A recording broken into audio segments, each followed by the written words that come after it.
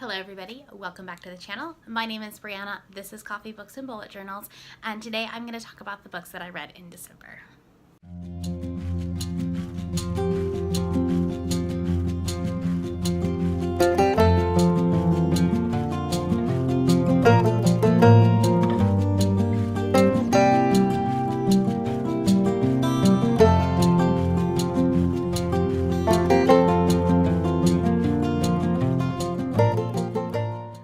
December is here and gone. It's been gone for a couple of weeks now.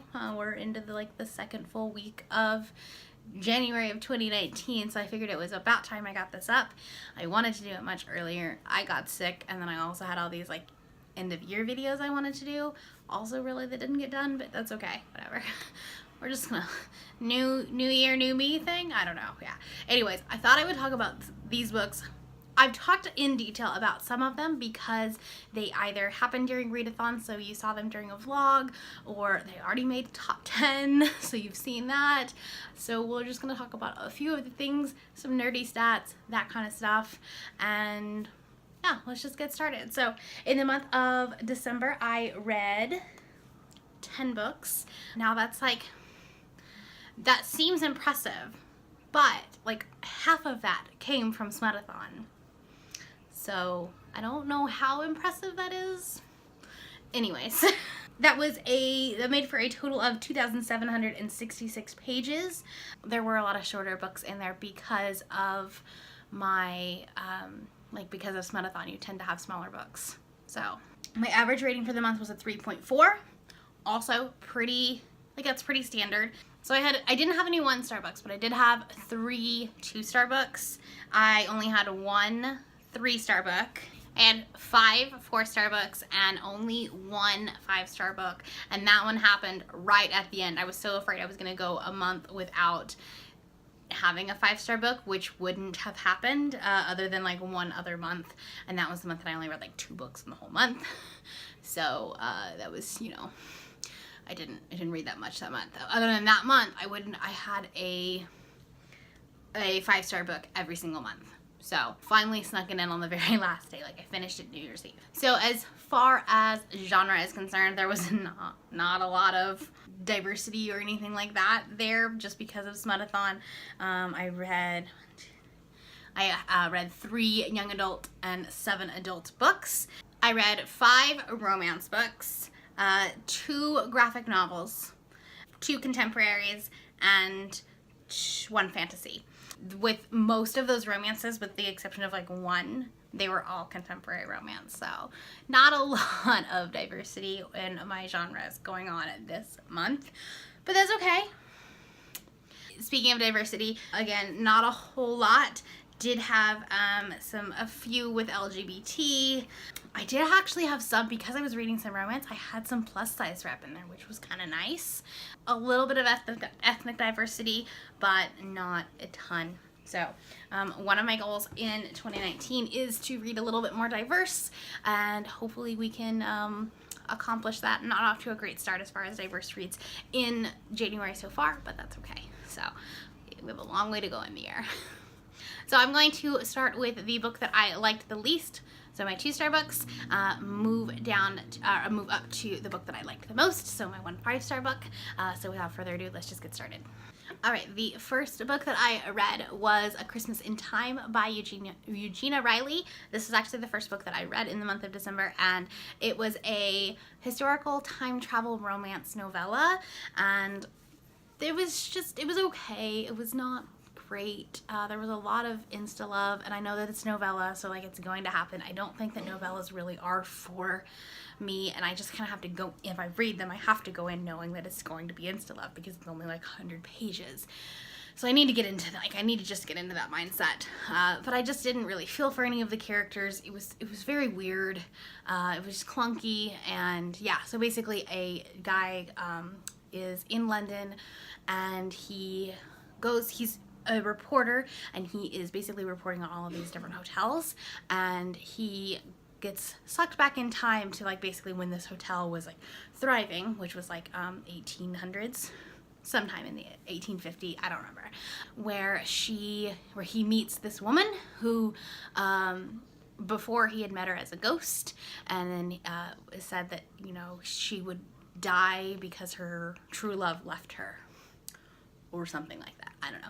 It was interesting. I liked the atmosphere, but it was just, it took me a really long time to read a 100-page book, and that's not really great. So it was okay, but it just wasn't like what I needed, I guess. So all right, the next books I have talked about in depth, so I'm gonna link my Smutathon vlog up in the description below. But if you don't want to watch like 40 minutes of me rambling on, I'll quickly and succinctly do it here. Try to. The 50 Shades of Grey by E.L. James. This book I got a little bit of like, I got a little ranty about. And I came to the conclusion that it actually wouldn't have been a terrible book if we would have had an editor, because there's a lot of just writing mistakes and things like that. And I know that you can't go into this book knowing, like, thinking it's going to be like this great work of fiction, but when you have simple grammar errors and things like that, it just pulls me out of the story. And so I couldn't get into it when, like, she would use the same word in two corresponding sentences to describe something.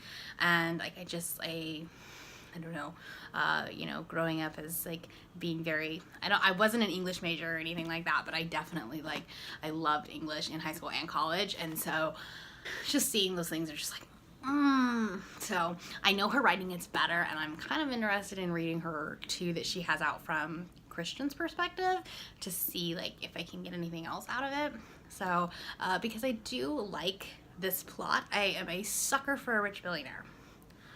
Like, yeah.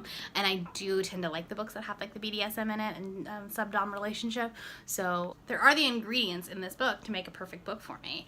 So I just wish the writing would have been better. And I think that, like, if it would have been, I think that E.L. James probably wouldn't have gotten as much slack as she did when she wrote it.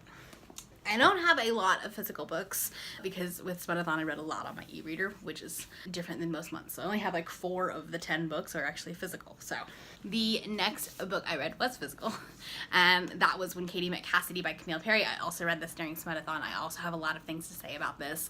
This book, like, bordered on being like a 1-star book just because it was so stereotypical in its portrayal of female-female relationships and just like lesbians in general. It was just very stereotypical, and it just irked me very, very much. And I read this during Smutathon, so like I was expecting a female-female romance, and was sorely disappointed by the multiple fade to black sex scenes, which was just irritated me. So if you know of any female-female adult romances, please put them down in the description below, or in the comments below, because I need some female-female smut, and I haven't been able to find anything good. So if you have any recommendations for some good female-female smut, please let me know. Thank you.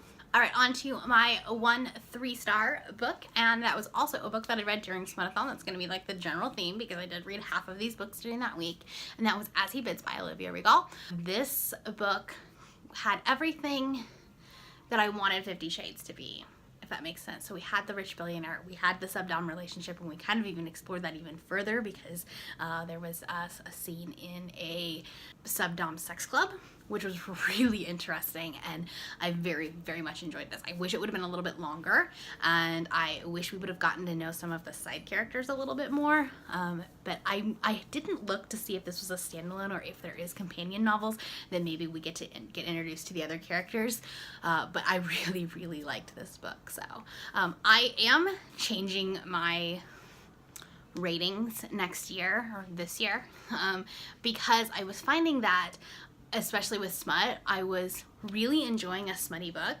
but I would only rate it 3 stars, which is just where, like with every other genre, that's happening. Like, that's just where the okay books go. So I'm changing up my ratings a little bit, and I will talk about that more in the future. I don't know exactly how I'm going to do it, and so once I figure it out and get it settled, then I will do a video on that. But yeah, I was not happy with the fact that, like, I was only rating really, like, good smutty novels at a 3-star level, if that makes sense. So I'm gonna change some things up, and because I don't think that they, like, I don't know, there was a lot of things to work through, and I'm not gonna, that's a whole nother video. So anyways, On to my 4-star books. So this book was my book club's book of the month for we renamed it. It's called the Literary Alliance now, and it's the book club that I run with Kylie, and I will link her channel down in the description below. But that was The Afterlife of Holly Chase by Cynthia Hand. This is a loose retelling of A Christmas Carol, but it's based on the perspective of the ghost of Christmas past, which is pretty cool. So this is about Holly Chase. Holly is a Scrooge. Sorry, I've got a glare. It's not gonna go away. So Holly was chosen to be a Scrooge. There's this group of ghosts, I guess, that is called Project Scrooge, and they pick a Scrooge every single year. And so she's one of the Scrooges, but the only thing is that she didn't change her ways. So she dies and becomes the ghost of Christmas past. And so then this whole book is about 5 years later, and she is the ghost of Christmas past, and she is doing all of this like reconnaissance for this year's Scrooge, which she happens to fall in love with. Yeah, so like you kind of saw that coming, young adult, but I think it was really cute, and the ending was actually really good. This is one of these books that like you either love the ending or hate it. I was in the group of people that really liked the ending. It was not expected, and yeah, very much enjoyed this. Definitely something that I will reread next year at Christmas. The next book is an ARC that I received from NetGalley in exchange for a review, and that was A Season to Dance by Rebecca Heflin. This came out on December 8th, I believe, and this was about a girl or a woman who was a ballerina, and she danced for the Joffrey Ballet, I believe, and she had to return home for her mother's funeral. Her mother had cancer and passed away, and so she had to come and deal with the like she had the funeral and then had to deal with all of the things left behind and all the financial matters and things like that. And so when she comes back, she runs into, I don't remember what his name is. I read a lot of smutty books. But anyways, it was her old boyfriend from when she was in high school. And so it was all second chance romance, and it was very good. It was very sweet. It very much reminded me of like Stars Hollow, because it was just this cute little small town. Not as quite as steamy as I was expecting it to be, but it definitely fell more in the contemporary rather than the romance, but still very, very good book, and I very much enjoyed it. All right, my next 4-star book was also a romance book, not one that I read during Smutathon, actually, and that was Dazzled by Silver by Lacey Silks. And this book was one of the ones that I found on Kindle Unlimited, and it promised so much like sexy, smutty times, and oh, so good. So good. It was about a woman who, her friend was this owner of a bar, club, or something like that, and was also in some like questionable stuff. Basically, she was a drug dealer. And then Mr. Silver, who was actually a private investigator, but also like shadowed as a bartender at this club, because he was basically trying to protect her. And so it was full of so the bartender and the main character, and I like can't remember any names right now, but because it's been a few weeks since I've read this, but it was like, it had a female sex scene in it, it had a threesome sex scene in it, and every other time you turn the page there was some sort of sex scene or make out or something. It was a steamy good time, so definitely one to check out if you like the more steamy things. And it was more of a romantic suspense, so like there was like a side plot of throughout the whole thing, and it was actually the prequel to I can't remember the actual name of the series, but it's the prequel to it, so I'll probably pick it up at some point, but we'll see. Alright, the last 2 4-star books that I read were graphic novels, and so the first one was Goldie Vance Volume 1, and this one is so cute. It was so good. It is about a young girl who is an amateur detective, and her dad works for the hotel, and she has like this mystery to solve, and yeah, she has a crush on a girl, and it's just so cute. So cute. So I very much recommend it. I actually heard about it from Chelsea Darling Reed. She read it earlier this year, and yeah, very good. So I'll definitely be picking up the next episode when I can. It wasn't It's not on Hoopla if I remember correctly, so I'm gonna have to try to figure out where else I can find it, but we'll see. And then the last one I did read during Smutathon, and it is on Hoopla, and that is Swing Volume 1, and this book, whew, so steamy. So this is about a married couple who meets in college. I think that he's like the TA or something like that, and she's a student, and they get married, and then like it kind of turns the page to like, you know, 10 years later, and they have kids, and their marriage is just kind of boring, and they just kind of have this routine. And so she wants to go to a swingers club and kind of experiment and kind of liven up their marriage a little bit. And it was so good. So like it's weird to read like a smutty graphic novel because like there's some like visually, I don't know how to say this. There is this like visually drawn sex scene, and so like it was weird like going into it. You're like, are you reading? Like, are you just looking? It's weird, but it was really good, very well done, very tasteful, and like definitely like you saw some sex scenes, but like it was very tastefully done. So highly recommend it. It is on Hoopla. It's the companion novel to Sunstone, I believe.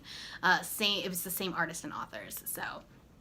I don't know if it's like the same universe, but a lot of people were talking about Sunstone in the past couple of months, and so I wasn't able to pick that one up because it wasn't on Hoopla, but this one was, and so I thought, why not? So, and I really enjoyed it.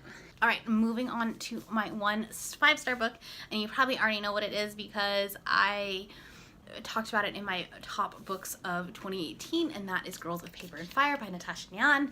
This is an Asian-inspired fantasy about a girl who is chosen to be basically one of the king's concubines.